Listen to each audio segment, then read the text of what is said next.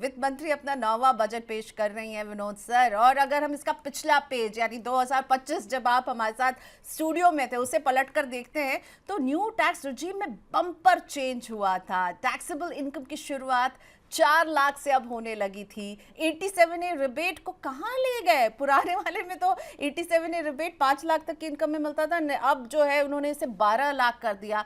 तो इन bumper changes के बाद आपको क्या लगता है इस बजट में हम टैक्स स्लैब में किसी भी तरह की चेंज या फिर आपके शब्दों में कि रैशनलाइजेशन की उम्मीद रखें या नहीं रखें?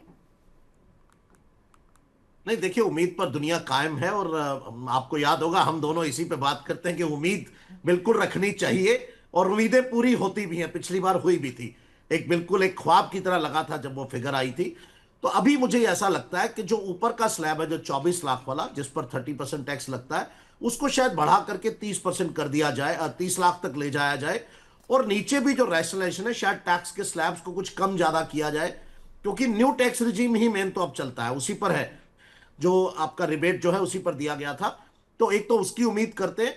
और दूसरा एक मुझे ऐसा लगता है जिस पर सरकार को, हालांकि सरकार इस पर बहुत ज्यादा एग्रीड नहीं थी पहले भी, कि जो लॉन्ग टर्म कैपिटल गेन के जो स्पेशल रेट के जो प्रोडक्ट्स हैं उनको भी 12 लाख की सीमा में कहीं अगर शामिल कर लिया जाए, तो जो लोग सिर्फ 12 लाख तक ही कमाते हैं, भले ही उसने 1 लाख कैपिटल गेन से कमाया हो, तो उसको रिबेट देने में मुझे नहीं लगता कोई एतराज होना चाहिए, क्योंकि सरकार 30% छोड़ने को तैयार है, तो 12.5% में कोई दिक्कत नहीं होनी चाहिए।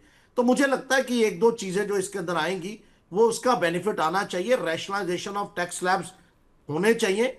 और ये जो 12 लाख का है, शायद अगले साल 27 के लिए मुझे लगता है इसको और बढ़ा दिया जाए और उसको 15 कर दिया जाए, तो कोई बड़ी बात नहीं है।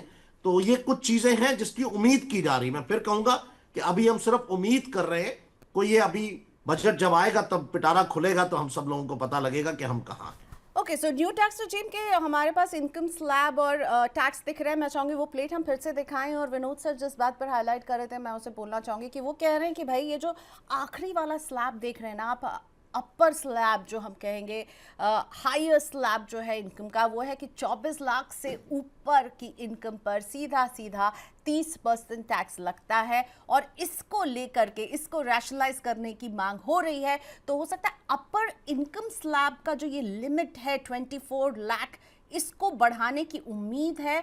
कई इंडस्ट्री बॉडीज ने भी ये डिमांड रखी है। और विनोद सर, आपको क्या लग रहा है अगर इसे बढ़ाया जाए, जो 24 लाख वाला जो है कि इसके ऊपर 30% लगता है, तो ये कितना बढ़ सकता है? आपकी क्या उम्मीद है इस पर, और आपको लगता है कि ये कदम सही होगा, step in the right direction, इसको बढ़ाना चाहिए? जो मांग है, जिस तरह की कमाई हो रही है लोगों की, उसमें मांग है कि भाई ये 24 लाख वाले को और ऊपर ले जाइए, यानी आप इसकी शुरुआत कीजिए 35 लाख। किसी ने तो 50 लाख की भी डिमांड की कि 50 लाख तक के इनकम के ऊपर 30% टैक्स होना चाहिए। नहीं, मुझे ऐसा लगता है कि ये जो 24 लाख की फिगर है, ये 30 लाख के आसपास आनी चाहिए। 30 लाख के ऊपर 30% हो जाना चाहिए, और उसका असर पिछले वाले स्लैब से भी कहीं ना कहीं थोड़ा सा दिखेगा। अगर बेसिक स्लैब को भी 4 लाख से बढ़ा दिया जाए, क्योंकि 12 लाख तक टैक्स तो वैसे भी नहीं है, तो ये जो 5% वाला स्लैब है वो प्रैक्टिकली रिडंडेंट हो जाता है अनटिल अनलेस आपकी इनकम ऊपर जाती है।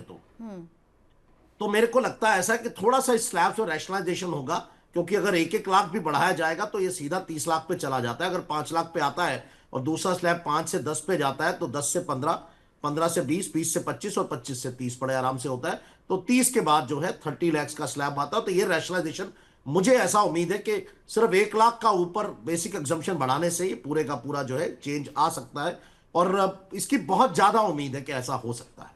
ओके, तो हम देख सकते हैं कि 1-1 लाख जो है इनकम स्लैब को खिसका दिया जाएगा, ऐसी उम्मीद हम रख रहे हैं। ये फाइनल डिसीजन नहीं है। और अब मैं चाहूंगी 87A के रिबेट पर भी थोड़ी सी बात कर लें। 87A रिबेट पर हमें बम्पर मुनाफा तो न्यू टैक्स रजीम ऑप्ट कर रहे हैं तो मिल रहा है, पर ओल्ड टैक्स रजीम में अभी भी वो 5 लाख पर ही बना हुआ है। 87A रिबेट में बदलाव की उम्मीद है? आपको क्या लग रहा है विनोद सर? 12 लाख तक कर दिया है न्यू टैक्स रजीम में, ओल्ड टैक्स रजीम में वही पिछला 5 लाख वाला ही हिसाब चल रहा है, वहां पर चेंज करेंगे क्या? देखिए, फिर मैं अपने शब्द में वापस आऊंगा कि सरकार का जो ब्लू आइड बेबी है वो न्यू रिजीम है। ओल्ड रिजीम से उनका कोई इंटरेस्ट नहीं है किसी भी तरह का। अगर आपको याद हो तो पिछली बार उन्होंने उसके स्लैब्स को भी नहीं छेड़ा था, 87 तो छोड़ दीजिए।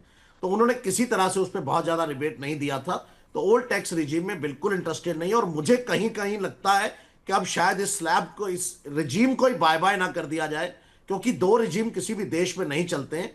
तो मुझे लगता है कि अगर सनसेट क्लॉजेस मीट हो गए हो, क्योंकि नया इनकम टैक्स एक्ट आ रहा है, जब नया इनकम टैक्स आ रहा है तो मुझे नहीं लगता दो रिजीम कंटिन्यू किए जाएंगे। तो जहां तक मुझे तो लगता है, आप 87A की बात कर रही, मुझे लग रहा है ओल्ड टैक्स रिजीम को ही गुड बाय कर दिया जाए और सब कुछ जो किया जाएगा न्यू रिजीम में किया जाए, क्योंकि लुक्रेटिव है, बेनिफिशियल है, सबको फायदा। 11 लाख से ऊपर जाते ही आपका नया टैक्स रिजीम फायदे में हो जाता है।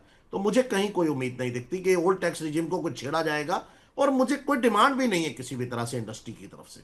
पर न्यू टैक्स रिजीम में फिर आपको लग रहा है जो 12 लाख का लेवल है वो ही मेंटेन होगा 87A रिबेट में, और ओल्ड टैक्स रिजीम पर अभी सरकार की ज्यादा रुचि नहीं नजर आ रही है, तो हम नहीं, मुझे लगता है उसको भी थोड़ा 12 से 15 किया जाएगा, क्योंकि हाउसिंग का रिबेट जो है 2 लाख रुपए का, वो कहीं ना कहीं अकोमोडेट करने की जरूरत है। वो आना चाहिए, वो उसका बेनिफिट जो आएगा, क्योंकि बहुत सारी चीजें इसमें जब हटेंगी, जब उसका सनसेट होगा, तो उनका बेनिफिट यहां कहीं ना कहीं दिया जाना चाहिए, ऐसी मेरी उम्मीद है। ओके आपने जो है एक दुखती रग को छेड़ दिया है होम लोन के बारे में बात करके। ठीक है, सो होम लोन का बेनिफिट, इंटरेस्ट पर जो बेनिफिट सेक्शन 24B का हमें ओल्ड टैक्स रिजीम में मिलता है वो न्यू टैक्स रिजीम में नहीं है, और उसको कॉम्पनसेट करने के लिए ऐसा हो सकता है कि 87A रिबेट का दायरा बढ़ा दे, आप यही कह रहे हैं राइट? तो यानी होम लोन के इंटरेस्ट पर जो अलग से जो सेक्शन जी हाँ। 24B की छूट मिलती है वो हम उसकी एंट्री न्यू टैक्स रिजीम में नहीं देखेंगे, लेकिन हो सकता है 87A को बढ़ा करके राहत देने की कोशिश की जाए। विनोद सर? जी बिल्कुल, उससे हाउसिंग इंडस्ट्री को भी फायदा होगा, जो कि बहुत ओवरड्यू डिमांड है।